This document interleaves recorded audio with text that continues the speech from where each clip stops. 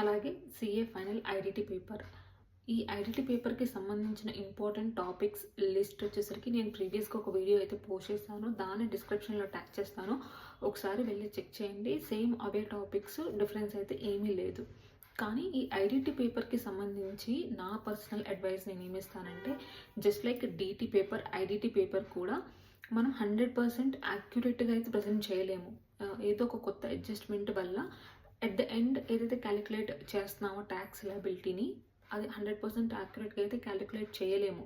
కానీ మన స్కోర్ని మనం ఎలా ప్రొటెక్ట్ చేయగలము అంటే, ప్రొవిజన్స్ యాక్యురేట్గా రాసి, అలాగే నోట్స్ రిఫరెన్స్ అనేది మెయిన్ క్వశ్చన్లో యాక్యురేట్గా రిఫరెన్స్ ఇవ్వాలన్నమాట. అప్పుడు మాత్రమే మన ప్రజెంటేషన్, మన స్కోరింగ్ అనేది డౌన్ఫాల్ అనేది కొంతవరకు మనము ప్రొటెక్ట్ చేసుకోగలము.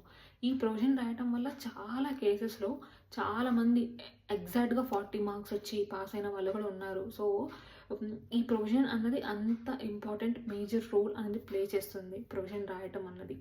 సో మెయిన్ క్వశ్చన్ కరెక్ట్గా రాసినా రాయకపోయినా మన చేతిలో లేదు. కానీ ప్రొవిజన్ని మాత్రం యాక్యురేట్గా రాయటం మాత్రం మన బాధ్యత, మన రెస్పాన్సిబిలిటీ. సో ప్రొవిజన్ మాత్రం యాక్యురేట్గా నేర్చుకోండి. అండ్ రిఫరెన్స్ ఇవ్వడం కూడా చాలా important. So list of the questions అయితే ట్యాగ్ చేస్తాను కింద డిస్క్రిప్షన్లో, వెళ్ళి చెక్ చేయండి. All the very best.